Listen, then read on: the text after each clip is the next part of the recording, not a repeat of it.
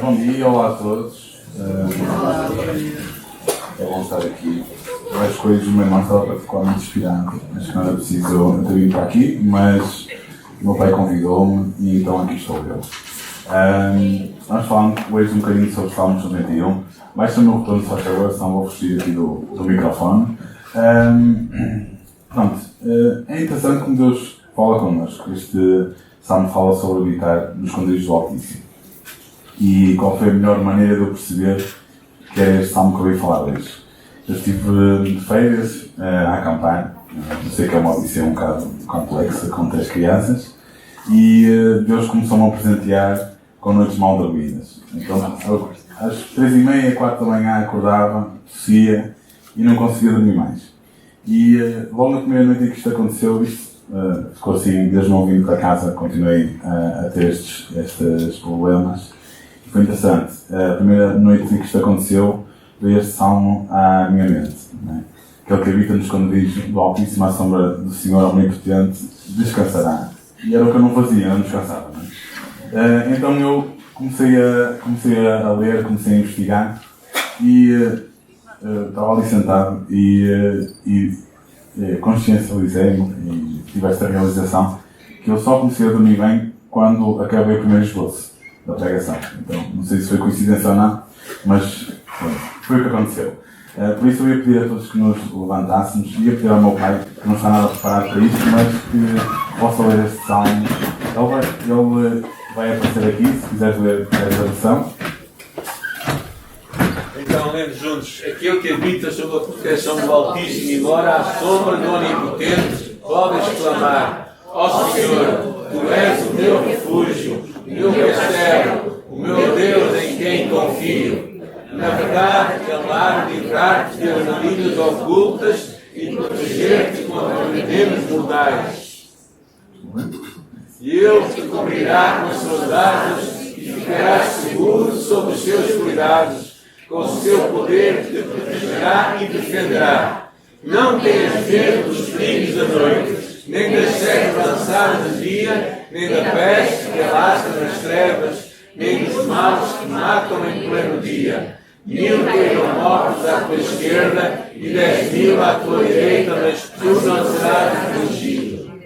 Basta que abras os olhos para veres como os maus são punidos, porque tu fizeste do Senhor um refúgio, do Altíssimo a tua proteção. Por isso nenhum mal te acontecerá, nenhuma doença chegará à tua casa, porque Deus vai enviar os teus anjos para que te guardem em todos os teus caminhos. Eles segurar-te-ão com as suas mãos para que não tropeces em pedra alguma. Poderás caminhar por cima de serpentes e víboras e calcar os pés de leões e dragões. Deus diz: hei de livrar aqueles que me amam, hei de protegê-los, porque me conhecem do meu nome. Quando me invocarem, hei de responder-lhes. Quando estiverem aflitos, estarei com eles. Hei de livrá-los e enchê-los de honras. Hei de recompensá-los com uma vida longa e ficarão a conhecer a minha salvação.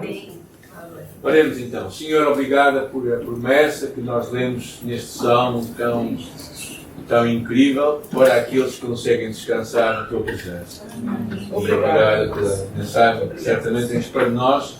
Nesta manhã oramos a tua bênção sobre... Agradecemos a tua bênção sobre ela, que já é abençoada, Senhor, e oramos a tua bênção sobre o pregador, em nome de Jesus. Amém. Bem, é uma passagem poderosa. Eu sei que existem muitas pessoas e muitas famílias aqui em Portugal que têm uma Bíblia aberta. E por norma este é um dos salmos escolhidos. Por isso tem palavras verdadeiramente fortes. Vamos perceber um bocadinho o que é que elas significam e algumas, se calhar, não são tão literais quanto as pessoas pensam. Em tempos de medo, onde é que tu te escondes? Nós vivemos em dias que o medo é uma coisa constante. Nós temos medo de ficarmos sozinhos, medo de perdermos o emprego, medo de adoecermos, medo de morrermos. Existe medo para tudo. Muitos acabam por se esconder em algumas distrações. Conseguimos ver as redes sociais como, se calhar, a maior distração que nós temos hoje em dia. Temos consumismo, ou algumas pessoas até em relacionamentos abusivos e tóxicos, achando que vão encontrar paz ali. A palavra de Deus menciona este lugar, um lugar mais alto. Apesar de não ter sido mencionado aqui explicitamente um autor, a maior parte das pessoas creem que tanto Moisés ou David possam ter sido os autores deste salmo. E este salmo é primeiramente escrito para o autor. E se vocês repararem, à medida que leem os salmos, é uma espécie de vivência que aquele autor tem com Deus. E das duas uma, ou ele canta louvores, ou ele fala de quão miserável ele está. Não é? E nós conseguimos perceber claramente que tanto Moisés como David tiveram lutas suficientes para poder encontrar refúgio também em Deus. Não se trata apenas de tu perceberes que existe um refúgio, e existe uma sombra em que tu podes descansar, porque agora já sabes e já podemos ir todos embora. Trata-se um bocadinho mais de acreditar. Ele diz aquele que habita. Não é? Neste tempo em que eu estive a acampar, eu estive a dormir numa tenda. Eu não habitei numa tenda. Não é? Foi uma passagem, graças a Deus, não é? De 10 dias por aquele sítio, em que trouxe desafios, mas que com um bocadinho de consciência nós conseguimos perceber que aquela não era a nossa casa. Era curioso que os nossos meninos, os rapazes, diziam sempre: vamos para o parque de campismo. A Abigail dizia: vamos para casa. Porque para ela, aquilo era a casa dela, não é? Naqueles dias. Então é interessante que, com o passar do tempo, nós ganhamos uma perspectiva um bocadinho mais alargada. E é por causa disto que o salmista diz, fala deste habitar e não de simplesmente visitar. Okay? Abrigar-se sob a sombra indica estar plenamente seguro no propósito soberano de Deus, mesmo que isto nos traga sacrifício, como por exemplo Estevão, que morreu como mártir, ou como muitos outros. Pensa nisto como um telemóvel e uma torre de comunicação. Não sei quem já visitou ali a casa dos meus pais em Celurico. Enquanto estás na localidade, tu consegues ter acesso a tudo. Tens internet, fazes chamadas, fazes SMS. À medida que começa a entrar na floresta, começa a perder algumas possibilidades. Começa a fazer chamadas, a ligação começa a cortar, até que depois da Nacional eu tenho uma pequena rua que vai, de mais ou menos 1 km, que vai levar à casa dos meus pais. E então aí começa a ser descalado, porque já não consigo ligar, já não tenho internet, tenho algumas SMS, mas quando chego à casa deles é o ponto silêncio, ponto zen. Não tenho acesso a nada. Assim é com Deus, não é? Nós podemos estar nos esconderijos, estarmos dentro, não chove. Se pomos um pé fora, já vai começar a chover qualquer coisa, não é? Se nós estamos a 3 km do esconderijo, é um bocado irrelevante ele existir ou não, porque vai-se apanhar com a chuva toda, não é? O que é que significa este esconderijo do Altíssimo? Para isso, eu fui buscar aqui a tradução do hebraico, que fala de Seter. Isto remete a um lugar secreto, oculto e reservado. Nós sabemos que não é um lugar geográfico, é um lugar espiritual. Podemos ler em Colossenses 3, porque já morreram e a vossa vida está escondida com Cristo em Deus. Ou podemos ler também em Salmos: quando chegarem os dias maus, Ele abrigar-me-á, e Ele manter-me-á em segurança no seu santuário. Pôr-me-á salvo sobre uma rocha. É a presença de Deus como um refúgio contínuo. A sua presença é materializada em todos os que acreditam nele, através do Espírito Santo, que habita connosco, que está presente em todos os momentos da nossa vida. Habitar no esconderijo é habitar nele. É viver ligado à videira. Não por uma religiosidade, mas por um relacionamento íntimo que nutrimos com Deus. Imagina um cofre. Um cofre só abre quem conhece o código. Eu posso-te falar de um cofre, posso dizer tudo o que está lá dentro, mas se eu não te der o código, é inútil. Não é? Simplesmente sabes que existe, mas não consegues usufruir de nada que existe lá dentro. Deus revela ao esconderijo, o código, àqueles que o buscam com sinceridade e com intimidade. E como é que é, então, habitarmos neste esconderijo? Temos que, primeiro, permanecer pela fé. Habitar exige uma decisão contínua. Não é baseado em emoção, é baseado em fé. Assim como quando nós compramos uma casa ou iniciamos uma construção, é preciso fé, não é? Assinamos um contrato e, por norma, tem uma duração, não é? com Deus a saturação tem que ser a nossa vida aqui toda na Terra, não é? Mas nós precisamos tomar uma decisão. E essa decisão tem que ser feita no dia a dia, não é? Eu posso comprometer-me a pagar uma casa, mas se eu não pagar todos os meses, vou ficar sem casa, não é? Não basta apenas tomar a decisão uma vez. Diz em João 15:4: permaneçam em mim, que eu permaneça em vós. Existe uma condição, não é? Permaneçam em mim. Um ramo não pode dar fruto por si só, se não estiver unido à videira. Por isso, não podem dar fruto se não estiverem unidos a mim. Podemos ler também em Hebreus: sem fé, ninguém pode agradar a Deus. Quem se aproxima de Deus deve acreditar que Ele existe e recompensa os que o procuram. Existe então uma decisão consciente e necessária de seguir a Jesus e arrepender-nos dos nossos pecados. E isso não tem que ser um momento que acontece uma só vez, porque nós não pecamos só uma só vez. Por isso, no dia a dia, nós precisamos de mostrar arrependimento. No segundo ponto, nós precisamos alimentar a nossa alma diariamente. A intimidade cresce com o tempo investido, com palavra, com oração, com obediência. Não sei quantos de vós tiveram um amigo de infância. E esta amizade de infância, se nós investirmos um pouquinho só, vai ter uma força maior do que qualquer outro amigo que nós vamos encontrar na vida. Porque existe uma permanência, uma constância, e que por isso é que é tão difícil ter um amigo de infância, não é? Porque se nós não investirmos o nosso tempo no dia a dia, acabou. Não é?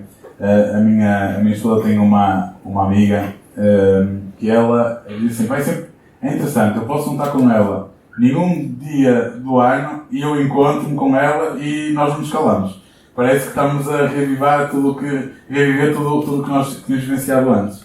Então é interessante nós percebemos isto, não é? Se nós não alimentarmos a nossa alma diariamente, vai ser um relacionamento bastante frágil, não é? Dizem Josué: tens de ser corajoso e firme no cumprimento de toda a lei que te ordenou o meu servo Moisés. Não desvies dessa lei, nem para a direita nem para a esquerda, e serás bem sucedido quando andares. Então exige realmente esta coragem em querer obedecer. E no terceiro ponto, nós precisamos de confiar mesmo sem ver. Tu conservarás em paz aquele cuja mente está em ti. Por isso, nós precisamos de habitar, vivendo na confiança, que tudo o que Deus permite na nossa vida é para o nosso bem, até mesmo a dor. Por isso é que este versículo aqui em Romanos, para mim, é tão especial, e eu acho que é o versículo mais difícil da Bíblia para mim. E nós sabemos que tudo contribui para o bem daqueles que o amam, e aqueles que são chamados segundo o seu plano. É difícil, muitas vezes, no meio da dificuldade, nós percebemos realmente que existe um plano e que foi propositado. Então o que é que acontece quando nós habitamos nos esconderijos? Primeiro ponto: descansas na sombra do Omnipotente. Esta sombra representa a proximidade, não é? Estás perto de Deus ou tens vivido à distância? Nós vamos à praia, agora muitos de nós, e alguns montam um guarda-sol. Se eu montar o guarda-sol e for para 500 metros do guarda-sol, é um bocado inútil, não é? Está assim, só para apanhar vento e de certeza que vai sair da areia e bater em alguém. Por isso, se nós queremos descansar na sombra, nós temos de estar perto. Acho que aqui, esta parte aqui não é muito difícil de perceber. E ele te cobrirá com as suas asas. Diz no versículo 4, mais uma vez. Nós temos a imagem, uma imagem física, não é? De um animal, por exemplo, de uma águia com as suas crias, em que ela põe as asas e cobre-as totalmente, não é? Elas ficam no ninho. Elas não precisam sair, elas sabem que vai haver comida, que vai haver proteção. Assim como, por exemplo, uma criança foge para debaixo das saias da mãe, sempre que fica constrangida, não é? E eu já vi a saia da minha esposa, não tem nenhum superpoder, aquilo é tecido. Mas para aquelas crianças, aquilo significa proteção, não é? Porque significa que eles têm a certeza que ela vai fazer tudo o que tiver no poder dela para os proteger. Porque ela os ama. E não é que eu desprezo o amor da minha esposa pelos meus filhos, mas Deus ama-nos bem mais que isso. Existe também proteção. Não fala nunca da ausência de luta, fala sempre de proteção. Imagina um guarda-chuva. O guarda-chuva está a chover, ele impede que a chuva bata em ti, mas não significa que deixe de chover. Não é? Em alguns casos parece que só leva guarda-chuva quando não vai chover. E quando não leva guarda-chuva chove, mas pronto, por norma o guarda-chuva é mesmo isso, não é? Existe uma proteção, mas não quer dizer que não existe a chuva. Então, estaria eu imune a todos os ataques dentro do esconderijo? Conseguimos ver em vários personagens que não existe imunidade ao sofrimento. Quem dera.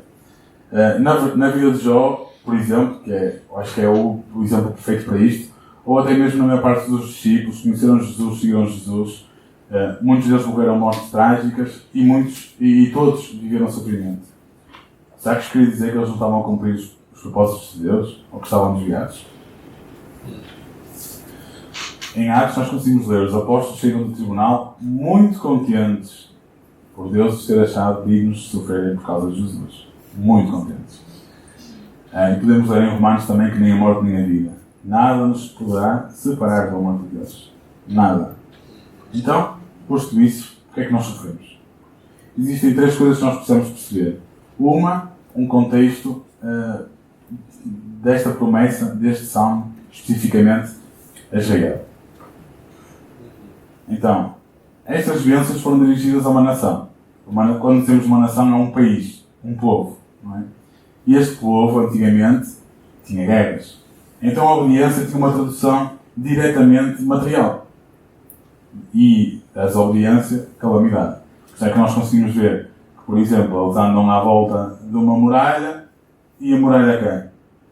Mas depois eles vão lutar contra o povo de Ai e morrem imensos. Não é? Não existe bem uma lógica por trás disto. A única lógica que existe é a obediência. Não é? Por isso, nós conseguimos perceber que naquele contexto existia mesmo isto. Quanto mais obediente tu eras, maior era o teu reino, maior era o teu gado, maior eram as tuas lutas e as tuas vitórias. No contexto da igreja hoje, que já não somos um país, é um bocadinho diferente. Mas isto não quer dizer que Deus não te possa garantir materialmente, mas não necessariamente ficam sigilas estas bênçãos. Muitas vezes Deus vai permitir que os servos sofram, porque isto vai trazer outros benefícios. O ponto número 2 é revela a nossa dependência de Deus. O sofrimento recorda-nos que nós não somos autossuficientes. Quem é que gosta de depender dos outros? Não? Não? Ok. Deus permite que as tribulações aconteçam para que nós percebamos que nós precisamos dele. E é difícil precisar de alguém. Em momentos de crise nós voltamos os olhos para cima.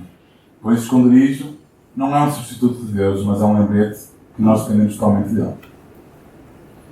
Também promove o nosso crescimento espiritual. No meio da adversidade, Deus faz o bem ao seu povo, não necessariamente tornando a nossa vida mais fácil, mas sustentando a nossa fé e evitando as nossas derivas espirituais, aumentando a nossa certeza que existe um propósito divino para nós. E é específico. O sofrimento pode ser um meio de santificação e fortalecimento da fé, como apontado em algumas escrituras que podemos ler. E não somente isso, mas também nos gloriamos nas tribulações, sabendo que a tribulação produz perseverança, a perseverança, a experiência, em esperança.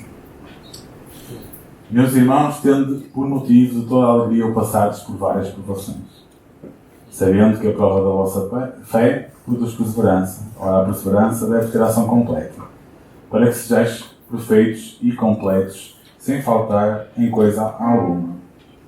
Pensem nisto como uma dieta. Não é? Se fizeres uma dieta de um dia, não vai trazer benefício nenhum, não é? À medida que tu avanças na dieta, especialmente as mais agressivas, por exemplo, deixar os hidratos. Os primeiros 2, 3 dias são tranquilos, não é? Depois começa a vir a dificuldade. Se tu não perseverares, acabou. Esses 3 dias vais comê-los todos rapidamente. Não é por aí, não é? Então, o sofrimento acaba por trazer esta perseverança. E se consegues olhar, se eu consigo fazer isto, então eu vou conseguir fazer muito mais, não é? Eu tenho experienciado isto na minha vida. Agora a minha esposa desencaminhou-me para o CrossFit e agora fazendo alguns exercícios, não é? A primeira vez que eu fui tipo, vou morrer aqui. Vai ser... Tenho 3 filhos que eu vou fazer à minha vida, não é?